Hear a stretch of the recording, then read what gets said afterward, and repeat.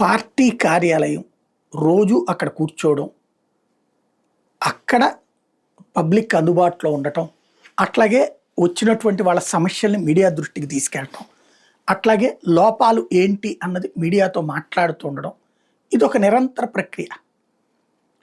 ఎందుకని చేసుకోలేకపోతున్నారో ఆలోచించుకోవాలి.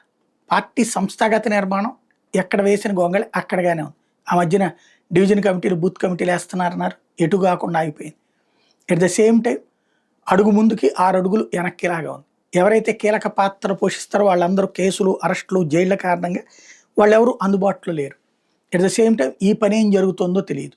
ఇంకొక వైపున జగన్ ఇప్పుడున్నటువంటి కార్యకర్తలను వినియోగించుకుంటూ ఒక ఆచరణాత్మకమైనటువంటి కన్స్ట్రక్టివ్ విధానం ఎందుకు చేయలేకపోతున్నారు? బూత్ కమిటీలు, మండల కమిటీలు, జిల్లా కమిటీలు, అట్లాగే రాష్ట్ర వ్యాప్తంగా వివిధ విభాగాలకు సంబంధించినటువంటి కమిటీలు వేసి తద్వారా ఒక బలమైనటువంటి శక్తిగా ఎందుకు తయారు చేసుకోలేకపోతున్నాడు? ఇది తేల్చుకోవాల్సి ఉంది.